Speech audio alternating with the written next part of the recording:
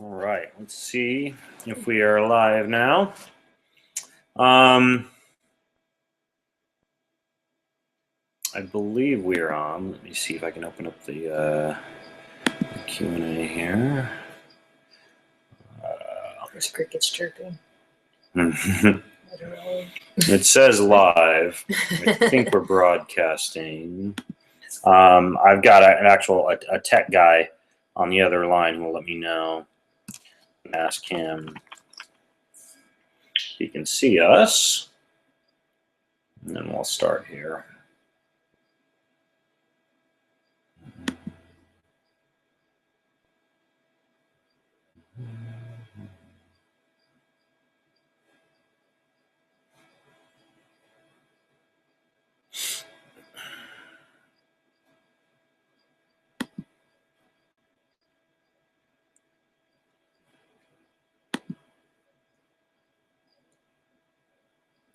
Okay, let's see. Okay, looks like we are live. I'm going to try one other quick thing. Because we have a Q&A box live tonight. I want to see if our Q&A box is working. Bear with me here if you're watching, because we're trying just a few new things tonight. So...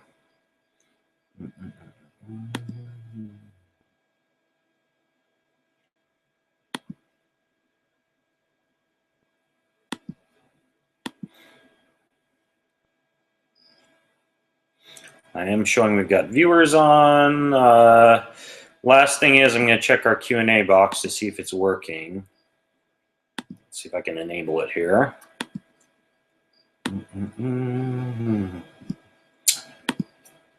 Or our chat. That or the chat. Let's see. Chat. This is a whole new setup.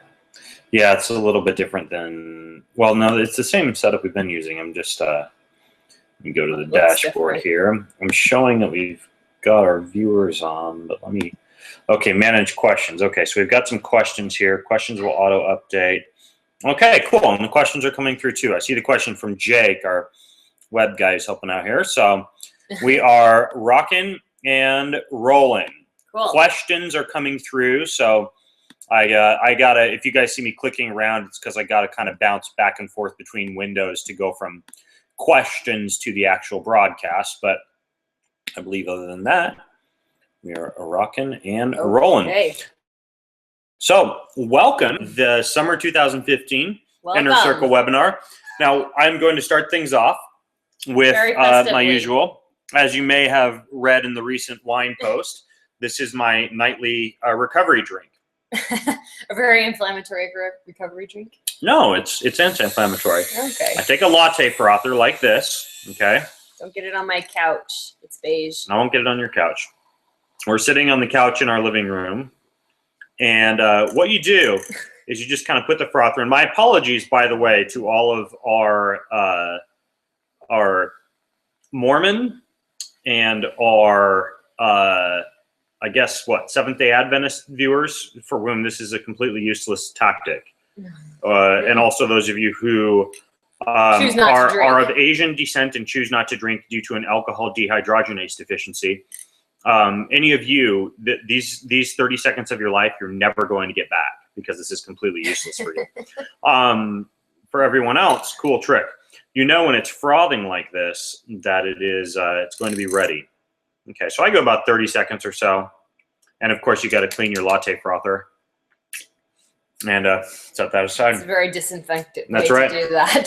So the way that our Inner Circle webinars go, aside from us both drinking giant glasses of wine, are that we go over things that we have found interesting since the last webinar, random things I haven't asked, things that may even be offensive, like the Mormon alcohol joke. And basically, it's also a chance for you to ask your questions live. Yeah. You should have a Q&A box there in front of you. And occasionally, as we go through tonight, Jess and I will pop into that Q&A box. And the way that we'll do things tonight is... See what's brewing. I will start off by going over my kind of latest thing that I've been getting into. Jessa will go over hers. We'll answer a question, and then we'll keep going into the next big thing that we're going to talk about. So that being said, the first thing that I want to get into is I get a lot of questions about my recovery toolbox, and I'm into this new thing now, and I'm working on designing this into an actual workout.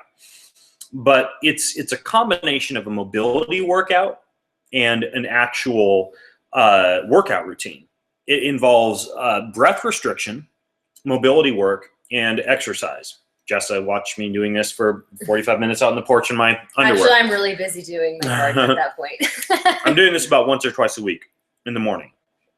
So it is a way for you to be able to hack into all of the mobility techniques that are in my favorite book. Actually, you want to set aside that wine just so I don't spill it while I do some demos here. Please Thanks.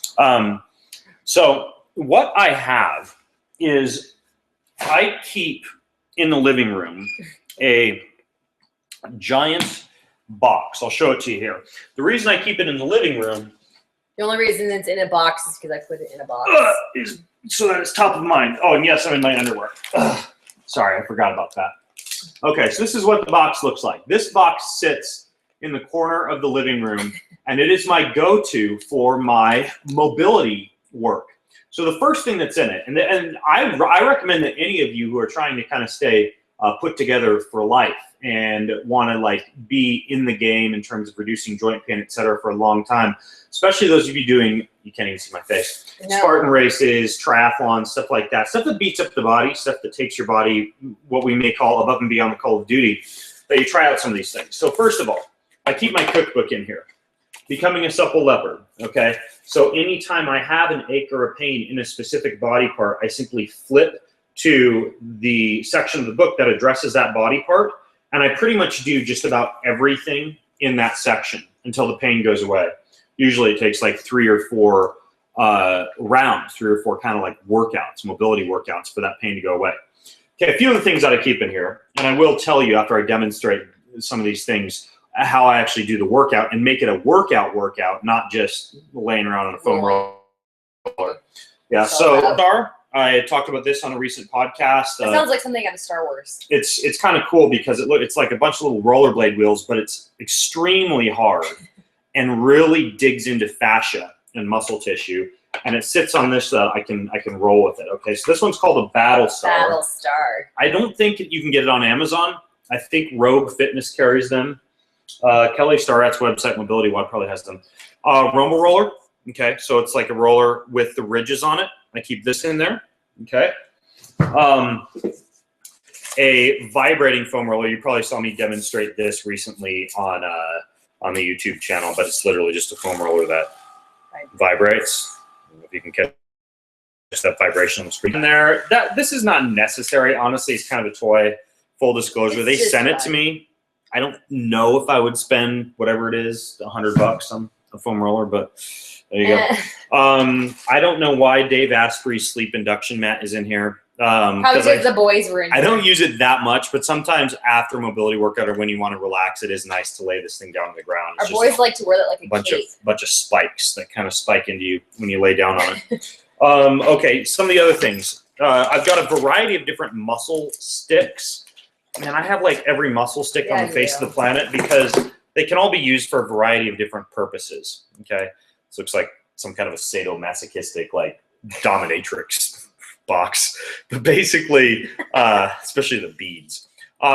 Basically, you know, for the knees, the back, different areas of the body will get hit differently by these different sticks, and you know, I just kind of have added to the repertoire of muscle tools that sit in this box over the over the years. If you're any of the athletes who I coach, you know that I'm constantly like sending you links to like pick up this one, pick up that one for different injuries that you may get because they're good for specific issues. Like for thoracic mobility, I've got one of these, right, for just going up and down the low back. So a couple of other things that are kind of crucial, in my opinion, to have in your toolbox. Some kind of a ball. This is a spiky ball because I got it from the same people that do the rumble roller, and they're obsessed with like spikes and like ridges. spikes. And I forget what this one's called. If I had to name it, I would call it spiky ball. Spiky ball. Stardust. Star of death. Anyways, though, it's good for like digging into your hips, underneath your armpit, stuff like that. Okay, a few other things that I keep. I have an electrical muscle stimulation device. I actually have both the Mark Pro and the Compex in here, but I mean, you know, Mark Pro is better for injuries, honestly. Compex is more for something like doing a workout.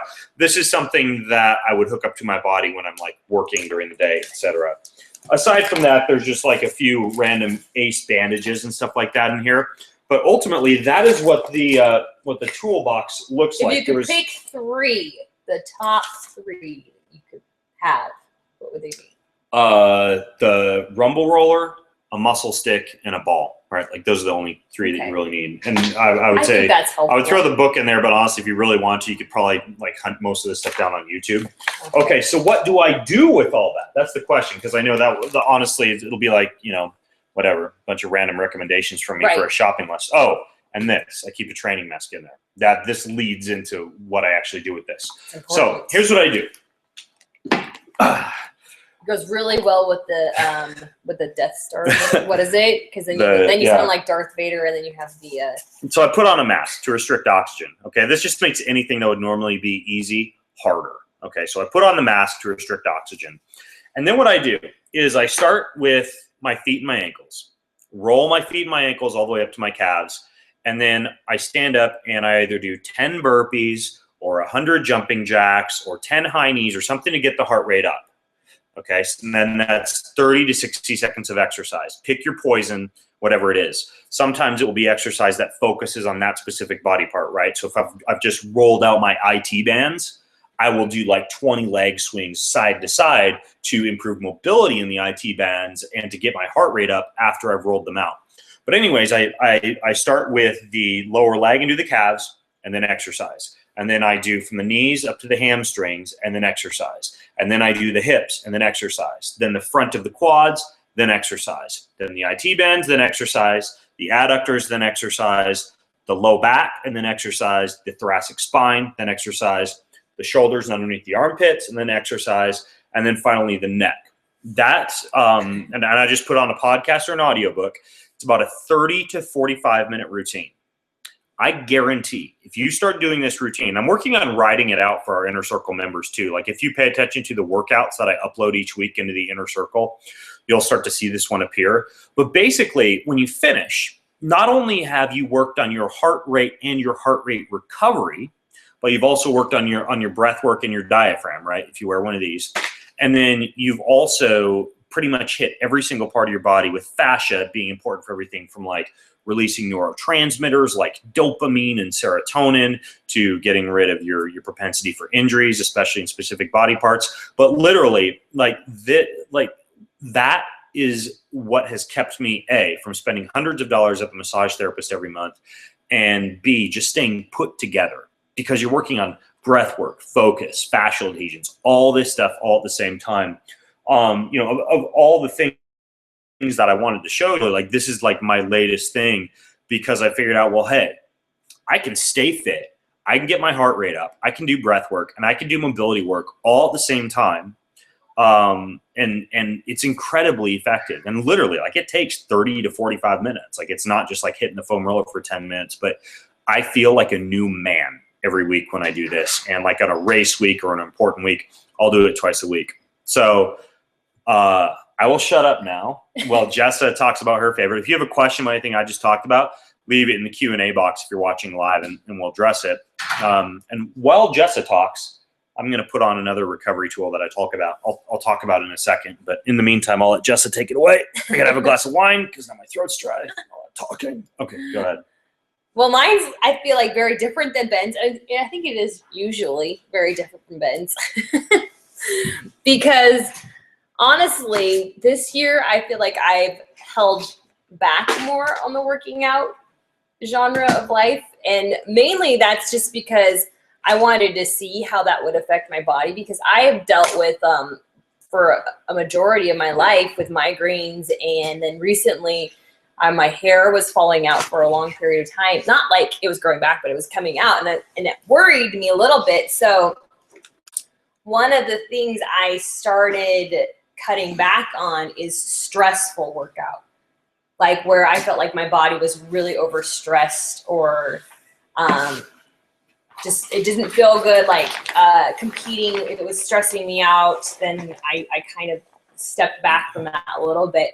And honestly, to report, I have not dealt with a migraine headache in the last 3 months, and my hair has not fallen out for a while now. And so I've actually had some really positive, and I wanted to ask Ben exactly why that might happen. I haven't heard any of this. This is all new to me. I mean, I knew that you weren't working out as much.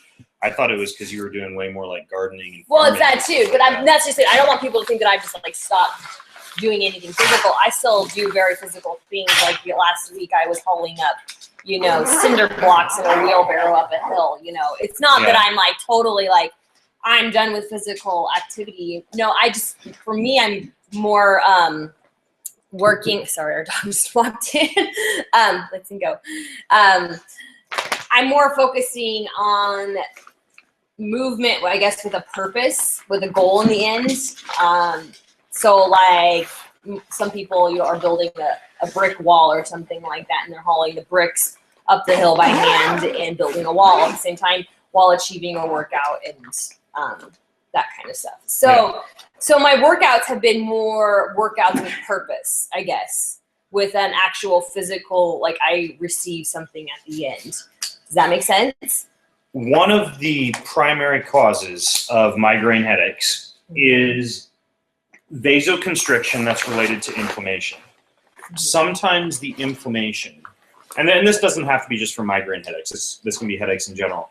Sometimes the inflammation is due to food allergies, what are known as tyramines, histamines, such as you would find in like packaged food. Sometimes the inflammation is due to blood sugar swings and high blood glucose, constantly high blood glucose levels from a high carb intake.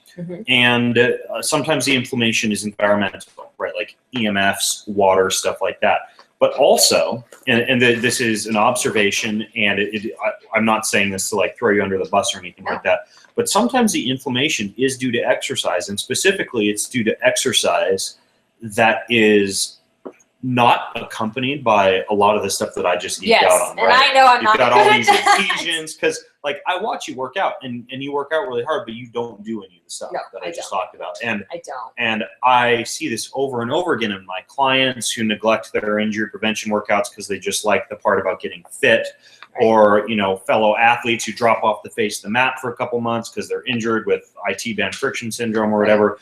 They're not doing the kind of stuff that just like keeps you in the game. I mean, like right now, here, I'll show you what I just did. And this was not something I was going to talk about, but it's just to do it.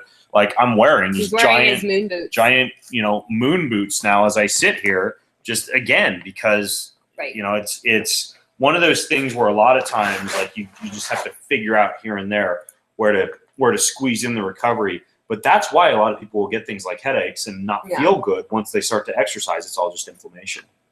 So but sometimes I feel like it's after I do like very jarring workouts, like where if I did a HIIT class or something like that, where I feel like maybe it's more like alignment. That's the other thing. You read my mind. Okay. Cervical alignment and jaw alignment are two things that if you deal with headaches, right, and you've already kind of looked into like tyramines, histamines, inflammation, blood sugar stabilization, and you're solid on all those fronts, then you start to delve into cervical alignment and jaw alignment. And again, the actual alignment of those tissues affects vasoconstriction, right? Like vascular flow to the head. I've been wondering a lot about that because I've had massive work done in my mouth. Yeah. I've had braces and I've done all of that. Yeah, so that would be a deal where you see either a holistic dentist or so you don't think it's exercise or a related at all? chiro or both. I think that it is likely due to a combination of the alignment issue that we just talked about, inadequate recovery, With you, because you eat a really good diet, I doubt that it's histamine, tyramine, blood sugar. I've kind of ruled out. For a long while, I thought my headaches were from wine. But I realized that I could drink wine and be totally fine. But then there were days where I could drink wine and it would just affect me differently. Right. So it wasn't like the wine. It was just like that day or something. Okay. Well, sorry. No, it was kind of a question and like something that I have been experimenting a little bit with. And also it is because I've been doing a lot more of farming stuff and gardening, which is it's been its own trial, and I will talk about that too. They call it crop fit. Crop fit. Crop fit. Or farm fit. Question from Bob in the inner circle. And by the way, if you're ever unable to make it to one of our webinars and you just want to leave a question beforehand, whenever you get that email that says, hey, here's our next webinar, you can log in and ask a question. So Bob says, hey, Ben, I know you get asked to try a lot of new supplements and you discuss several on an ongoing basis in your weekly podcast. Can you tell us what you are taking currently and what your basis is for making a change in what you take? You know, I get this question a lot because I'll talk about like a supplement, right? Like somebody will ask about whatever.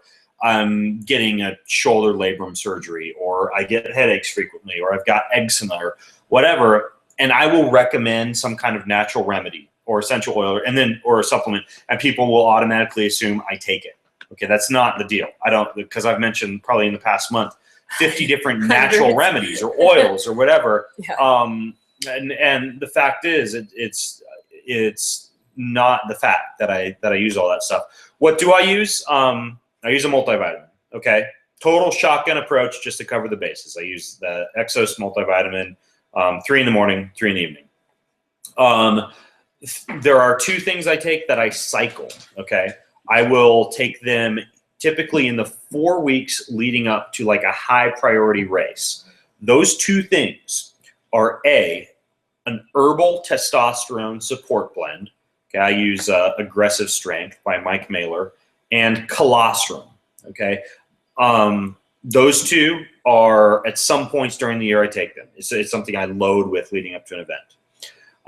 What else do I take? On days where I don't eat fish and I don't have good omega-3 fatty acid intake, I will take either some fish oil or some krill oil. Now, again, that's not a daily, right? All this depends on what my diet is going to look like that day. If I have a big steak that night, I'm getting boatloads of omega-3 fatty acids from grass-fed beef. I'm not going to take fish oil that day. I have tested my gut, and because of the amount of stress my body goes through from exercise, I have low enzyme production. Okay, if I don't take a digestive enzyme, totally don't want to gross you out here, I wind up with pieces of food in my crap, okay, because my body does not produce adequate digestive enzymes to support the number of calories that I must eat to support the unnaturally high levels of physical activity that I do to prepare for the sports that I'm competing in. So before almost every meal, I take a digestive enzyme, okay? What else? If I am injured, I will take the Nature Flex stuff, but again, that's not every day. That's if I'm injured, I'll take 12 capsules of that a day until I'm pain-free. Just a boatload of the Nature Flex, which is like turmeric, curcumin, etc. Anything else? Occasionally, as I mentioned before on podcasts, on a very, very cognitively demanding day, I will take a smart drug. Anything from like Ciltep to Alpha Brain to neurotropic infused coffee. Honestly, I don't have a system. I will use whatever I happen to kind of want to play around with that day. And then for sleep, I will use, actually have some out. I use this stuff now. Nature CBD. It's cannabidiol. I take 3 capsules before bed to help with sleep because it has a bunch of things that help to calm me. If you take less than that, like if you take 1, it just helps with focus. It stacks well with smart drugs. That's another thing. And that is about it. If I'm traveling and I'm not eating a lot of the nice fermented foods that we have here, like kimchi or kombucha, I will use a probiotic. I'll travel with a heat-stable probiotic. And that's it. So again, like a daily, like every single day that I take year-round would be a multivitamin. And then one other, creatine, right? So those are 2 I just take every day year-round, multivitamin and creatine. So that's it. So when you swing open my refrigerator and you see like 20 different bottles, And you will. yeah, I don't take those every day. Like some bottles are going to be in there a year and a half because that's how long it takes me to go through them, because it's only on occasion that I would take something. So you always want to supplement intelligently, preferably in the presence of testing, right? Like blood testing. Let's say you do DNA testing and you wind up having the MTHFR gene and being like heterozygous for that gene. Well, maybe you'd have to take a boatload of methyl tetrahydrofolate because you don't adequately produce folate from food sources. Or let's say you don't get a lot of sun, and just because of where you live, you can't get a lot of sun, and you test and you're low in vitamin D, you take a blend of vitamin D and of course vitamin K and magnesium to assist with the vitamin D absorption. But again, it's not like an everyday thing. So, or not an everyday thing, an every person thing. Okay, so I do recommend a blood test, a gut test, and a DNA test to customize what it is that you should be taking. Yeah. So it's a good question. Yeah. What is another thing that I wanted to talk about? I made a little list here of a couple of other things. Okay. All right. So I've got another one, kind of workout based, that I recommend. Now I understand that this is like an expense, just like some of the other stuff that I talked about earlier, like the recovery box, right? That's an expense. But I recently purchased an Incline treadmill. Okay, I tried it for the first time yesterday. A Nordic Track Incline trainer. This is different than a gym treadmill, which will go up to 15% incline. This goes from 20 up to 40%. Why did I do that? First of all, there are a boatload of mountains that I must climb in these Spartan races. Just steep, ungodly steep inclines that you're literally like inching up. But the other reason is that when you are walking on a 20 or 30 or 40% incline, you are engaged in very, very low joint impact with extremely high heart rate and cardiovascular stimulus. So for me, as I age, right, and as my knees and my hips and my ankles become less and less able to take a pounding, it's quite beneficial for me to say, instead of going on a 45-minute run, to instead walk on an incline, a very, very steep incline for that same period of time.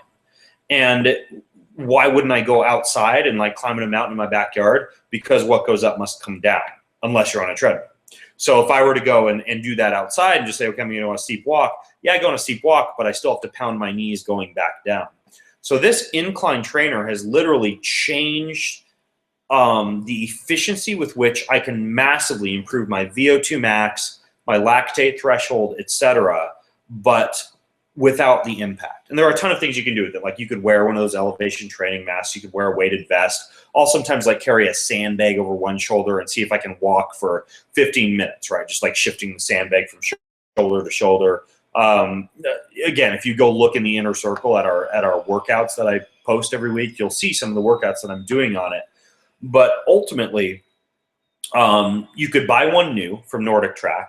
They have a payment plan, right? They have like some kind of a 0% interest for 12 months. So honestly, if you just want to like go buy one and have it be easy on cash flow, you could. You can find them on eBay.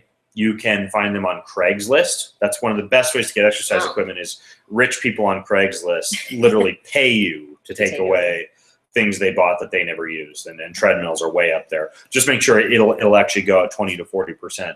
But an incline treadmill, that's one of my latest things I've been using. I mean, I'm literally on that almost every day. So what happens when you go to a race and you have the descent? Does it like hurt more, or are you just kind of like? What I've been doing is because it's a different muscle group. Once a week, I've been practicing a workout where I descend. Okay, I was gonna say because you have to work the quads. You do. Yeah. Or you just have to be really sore after the race. So once a week, I do a workout. That's a. But if you're going to be running down a hill, you have to have the muscles to stop you. I agree. Like that eccentric lengthening, that breaking of the muscle, you do have to work on. So, all right, your turn, babe. Okay, so what was it? About a month ago, we got our rainbow vacuum. Rainbow vacuum. Yes. And I actually have. This is my new household gadget that. And real quick, just so you know. Have you already spoken about this? No, I haven't. But I do have a podcast coming out about the dangers of conventional vacuum cleaners. So I will be covering go into this more the in depth. science and detail on a podcast. Okay. But yeah, go ahead. Well, I'm just going to tell you. So the rainbow vacuum basically uses a water system which traps dust and hair and whatever in the water so that it doesn't get kicked back up into the air is how I understand it. I think that's right. Yeah. Okay. But some things that I've noticed with it is instead of sweeping, which kicks around, we have a dog, God bless him, he sheds. But when I sweep, you get a good portion of it, but a lot of it gets kicked back up in the air and, settles somewhere else. And so you're not really totally getting everything clean. And part of me is okay with that. I'm like, that's just life. But since getting this rainbow vacuum, it's really actually lessened the amount of time I've had to dust, just kind of wipe things down and, because it basically is taking what's on the floor and trapping it inside the machine. And so that's really kind of a cool new, and we're in new construction. And so new construction, has a lot of dust. We're working and putting in our yard and stuff like that. And so there's all kinds of sand and dirt coming in on my kids, on the dogs, or just through the windows. And so it's something that I've really had to struggle with over the past years because we've just had all this bare ground around us. And so a lot of dirt coming in. And but I'm happy to report that the dusting is less, the wiping off the mantles and other things is less. And I don't notice the dog hair as much. I personally have a complaint about the vacuum. What? I never in my wildest dreams imagined that I would spend, okay, brace yourselves here. Because it sounds stupid, and it sounds like something like stupid, like wealthy people would do or something. And I don't throw money around. $2,000. It is expensive. Here's why. It has a HEPA filter. It diffuses essential oils all day long. It cleans mold. It cleans fungi, and it's got like some kind of an ungodly warranty on it. 20 years. Yeah, 20 years. So 20 years. I'm never gonna buy another vacuum, so I figured I'll get this one. But I'm doing a podcast on it to talk more about just like, it's not my podcast is not just about vacuum cleaners. It's about mold and fungi and dust in general. But it was I would say that should belong in our inner circle workshop because it was probably the most money that we've spent on a household object in the past year. Yeah. I will say, that's true. Yeah. I kind of forgot that detail. Yeah. I didn't forget it. It was not cheap, and it really hurt to write a check for that.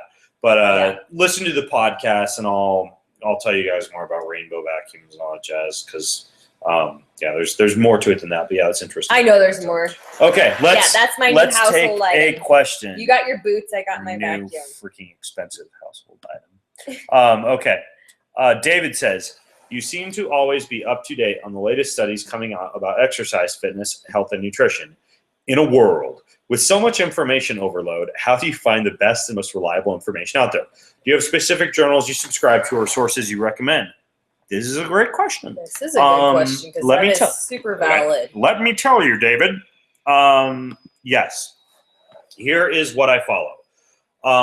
First of all, I use Feedly. So every morning when I wake up and I'm doing my reading, what Feedly allows me to do is view a preview of an article, or like the first paragraph, so I can decide, okay, this is run-of-the-mill crap, this is old news, or this is something groundbreaking that people should know about. Then I go read it, and I see whether or not it's based on peer-reviewed research. So using Feedly, I subscribe to a variety of different, shall we say, like synopses or reviews of research. Everything from Mark's Daily Apple to Chris Kresser to The Perfect Health Diet to Rob Wolf to Sire G's website. I forget the name of it. So, some of these I've been subscribed to for so long, I forget the actual URLs. You just tell us but bloggers like me who are out there doing what I do, but I figure if these other guys are also doing what I do, I can take as much firepower as I can from them and go through it and disseminate that for you. So ultimately, you really only have to follow me because I'm going out and getting stuff. but you asked, so I'm telling you. So what else? I get the Examine Research Digest from examine.com. I subscribe to Alan Argon's Research Review. I subscribe to the Stone Hearth newsletters. I subscribe to the National Journal of Strength and Conditioning Research. I subscribe to, there's a couple more. Think hard. Think hard. Gosh, there's one other big one that I'm totally blanking on. You know, a lot of these are like It comes in the PDFs mail? that get delivered to you every month. Oh, it comes in your This mail. one, no, some of these are mail, but this Then I one is won't an know email. it, It is blanking. It's a nutrition products insider, right? It's designed for the nutrition supplements industry, but it actually has a ton of really good information on like the latest like nutraceutical research, encapsulation technology, supplements, stuff like that. I remember the last one. It's a aches and pains website. It's a Canadian website. It's called Injury, Aches, and Pains, something like that. That's another one I subscribe to. Okay. Alex Hutchinson's Sweat Science website. And then podcasts I also subscribe to. Science Friday, TED Talks, the TED Talks Help. What else from a podcasting standpoint? For podcasting science, TED Talks, NPR, Radio Lab, which doesn't have a ton of science on it, but it's okay. The How Stuff Works podcast. Most of the podcasts I listen to are NPR, right? This American Life. Whose line is it anyway?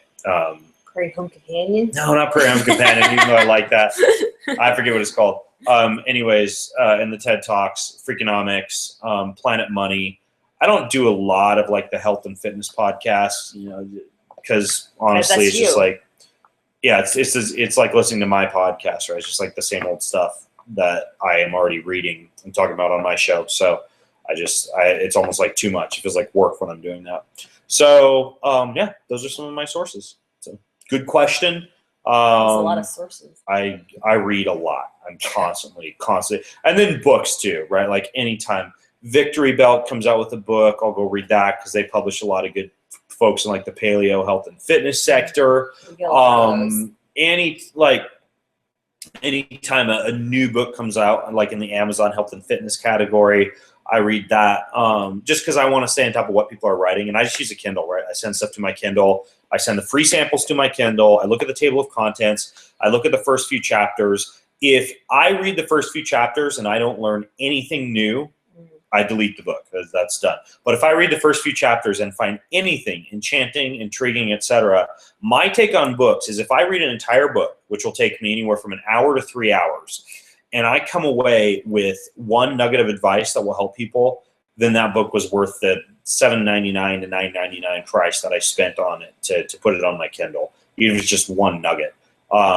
So ultimately, you know, that's what I do is I go through books like they're going out of style on my Kindle. So, and I'm a speed reader. I always have been a speed reader. I've never taken a speed reading course. Just from a very early age, I was a voracious reader, and I read fast. And my tip I can give you for reading fast is I always read 2 chapters at a time. Okay, so it's like the Pomodoro technique. I never read more than 2 chapters at a time. If I've made it through 2 chapters, I'll take a 2-minute break, 5-minute break, whatever. So 2 chapters at a time. And then the other thing that I do is I forbid myself to flip back and read a page that I've already read.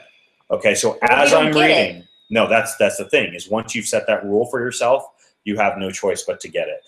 Okay, so I don't allow myself to flip. So if I'm reading a book on my Kindle or in a book, I'm not allowed to flip back. And by setting up that rule for myself, I force myself to grasp and digest what I'm reading, and I never get into that stage where I've read 10 pages and all of a sudden I'm like, what did I just read? Like it's when you're driving to work or to your home and you like forget the last 5 minutes of driving and you're like, wow, I can't believe I just drove from this street to that street. I didn't realize I was driving. It's kind of like that with books. Sometimes you can be turning pages but not digesting. So that's my rule now is I'm not allowed to flip back a page and recheck it ever. So those are my tips for you. All right, cool. I think we've got time for one more, probably one more tip each. So, okay.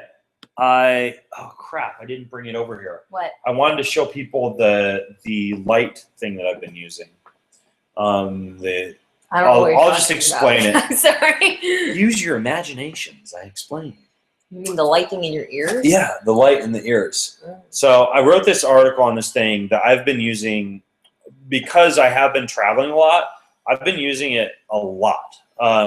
It's not the same at being video and me just talking. It's like It's like earphones that you stick in your ears. Okay, and I'll tell you what. like- I am almost done doing this boot thing anyway. So why don't you talk about your thing and I'll go get it so I can show it to people. Okay. Okay. You're back. I hate it when you leave me here hanging though. You'll survive. I know I will. I always do. Okay, go ahead. Okay, so this summer has been full of a lot of changes here at our little Greenfield homestead.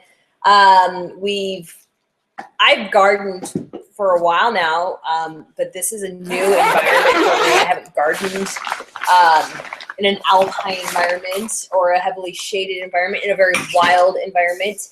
And so I have had to deal, I knew going into this year that it would be experimental and that I wasn't really sure how the garden would work out and that kind of thing. And we also have added goats, we've added chickens, and what anything else? Am I missing anything? A lizard? So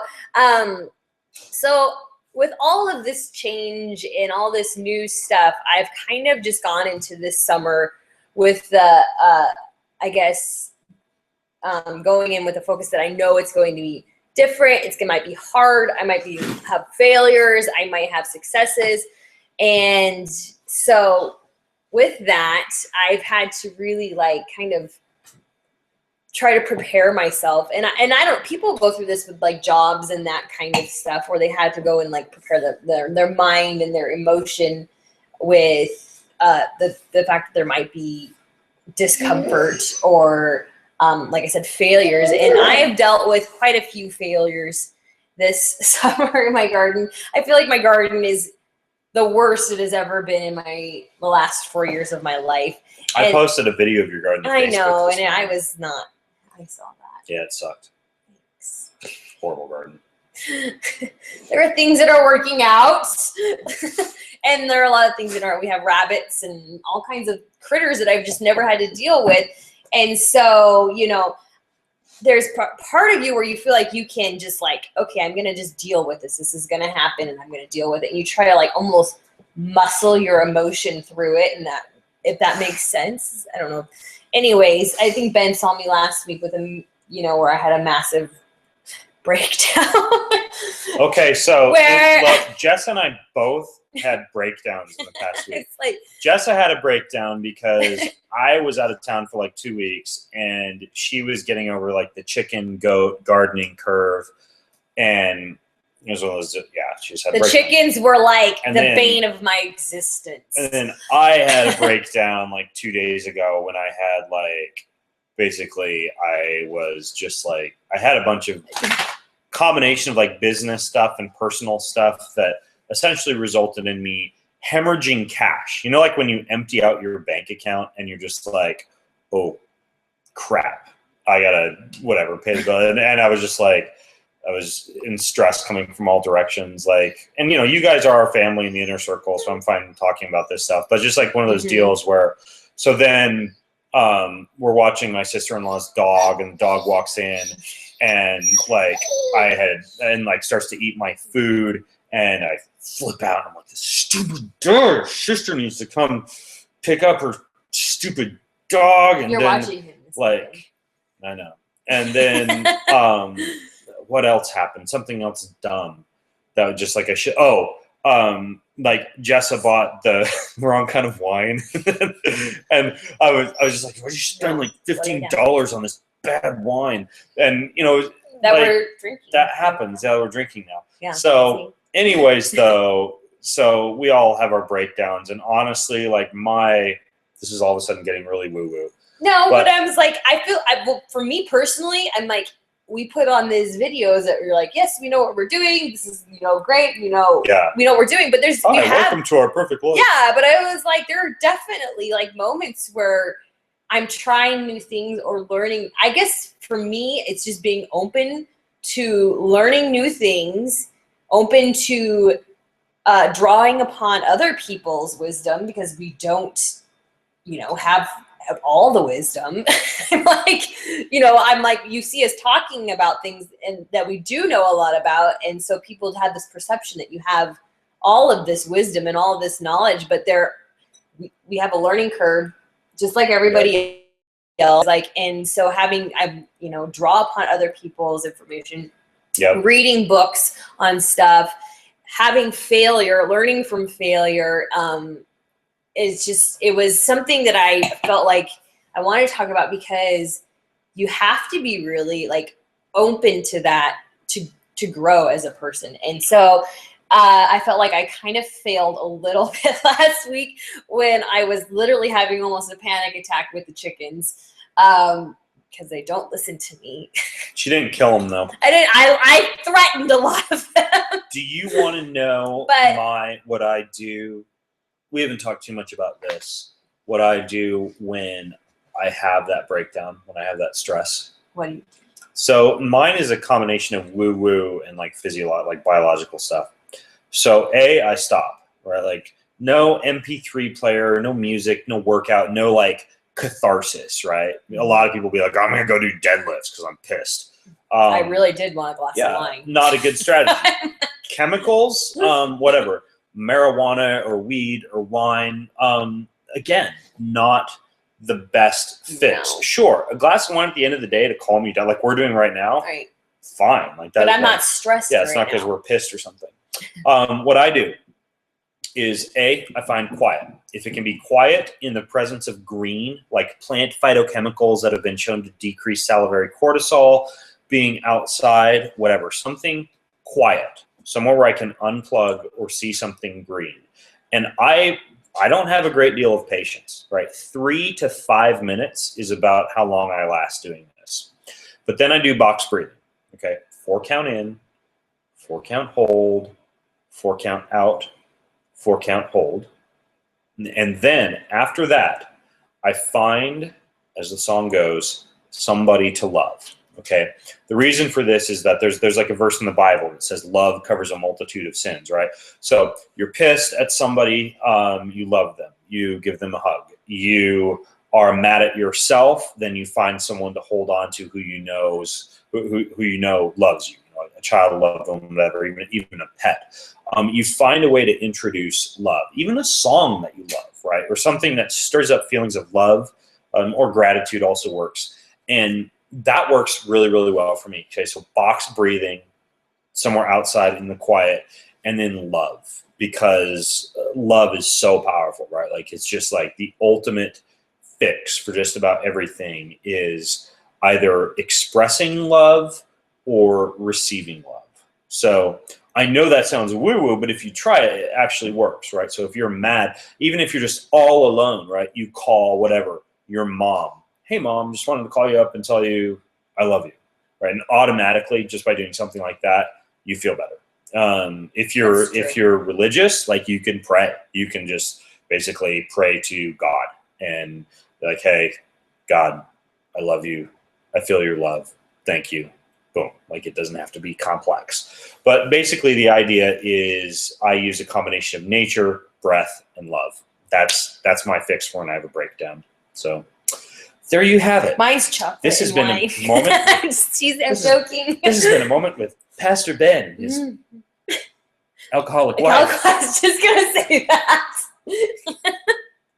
Okay, so let's see if we've had any questions come through. If not, we're going to start to wrap things up here.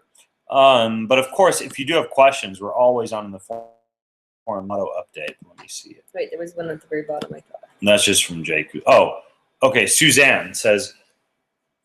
I'm not looking out for you, Suzanne. Suzanne says, where can I find notes/references mentioned because you listed on all the webinar? Those books and all those people. Well, technically, okay. So when I mention a bunch of stuff, kind of unlike the podcast, these webinars are, in case you didn't notice, casual, off cuff, you hanging out with us in our living room, right? So I don't have PDFs and big notes and links. Maybe I should hire someone from the Greenfield Fitness team to like watch them and take a bunch of notes and generate links or whatever. But honestly, like most of the stuff I talked about, you can find at greenfieldfitnesssystems.com, or you can do a search for it at bengreenfieldfitness.com, or you can ask me in the forum and just say, hey, Ben, you talked about whatever that thing. Oh, I forgot to show you the thing I was going to show you. We'll end with that.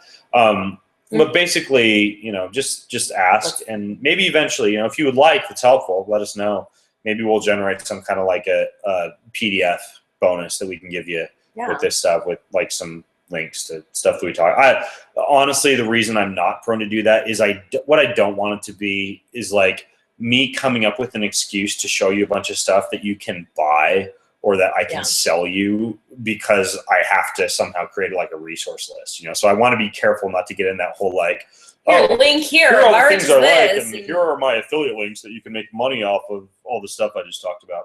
So I want to be careful with that. But anyways, I will work on some kind of a mechanism to give you guys references. But in the meantime, for this webinar, just ask in the forum and we'll hook you up. Okay, so that being said. I smell sweet potatoes burning, so. Okay, why don't you go? I'll show this. Sorry. Do you want to say goodbye while I show this? No, it'll just be a moment. This is the human charger thing that I talked about, because some people didn't understand how it works. But what I do is, like, if I wake up super early, right, like at 5 a.m., because I've been traveling to the East Coast, and over on the East Coast, whatever, I've been waking up at 7 or whatever. So back here, when I get back to the West Coast, I wake up way earlier, and it pisses me off because then I'm up early and then I am tired and cranky by noon. So it takes me about 1 to 2 days now to reset and shift my circadian rhythm forward. And the way that I do it is if I wake up early, right, and I can't get back to sleep, I just get up and I start to do stuff, but I stay out of the sunshine. And I stay out of like the light, and I keep the lights off. Turn into a vampire. When the time of day rolls around at which I actually want to send my body the signal that it's morning, that it's time to like get all that cortisol going, whatever, I take this guy and I flip this on, and these little buds, see that? These go inside my ears. If I were to put them in right now, it'd be dumb because it's nighttime. I know I'll wake myself up. Will it really wake you up? Yes. Like you literally feel like you've had a cup of coffee after you do this. It's like staring into the sun without the bright light of staring into the sun. It does a 12-minute countdown. So I sit there and I drink my coffee while this thing shines in my ears, and it resets my sleep cycle. I can also do this, for example, if I go to the East Coast and I got to go to a seminar or give a talk or something, and it's like 4 or 5 p.m., I can shine this in my ears to like wake myself up when I'm in a different time zone. And honestly, the main thing I've been using it for, though, is shifting my sleep clock forward. The other thing that a lot of international travelers will use it for is to begin to wake themselves up at the place they plan on going to, right? So the way that people would theoretically use this is, for example, if you are in London and you're 8 hours ahead of New York, and it is, let's say, how would I put this? Let's say you're going to get up in New York at 6 a.m. is going to be your wake time for when you go to New York. What you'll do is at 2 p.m. London time, you would do a cycle of this to give your body London. Oh, you're talking about London time. You would do this for like 3 days before you go back to New York, to tell your body that, oh, hey, so when that time of day happens back in New York, like you're ready for it, and it's less like afternoon and more like morning. Hopefully that makes sense. It makes sense logically if you think about it. But you just use it to hack your circadian rhythm. It's called the Human Charger. Read the article I wrote on it. Just go to bengreenfieldfitness.com and do a search for Human Charger. I think it's cool. It's small. It's portable. It's again one of those things that probably costs. I'm guessing they probably make a lot of money on this thing, because honestly, it's like lights in your ears, right? And it's like $150 or something like that. But why couldn't you just take the lights? You probably could shine flashlights in your ears. But this is sexier. Anyways, so that's what we got. leave your questions in the forum. Thank you for watching. Thank you for Good being a night. part of the Inner Circle family. Always be letting us know what you want to see, how we can help you, because our goal is to take what we do, teach it to you, help you live longer, be happier, have better skin, hair, nails, etc. All right, over and out. Thanks for watching. Night.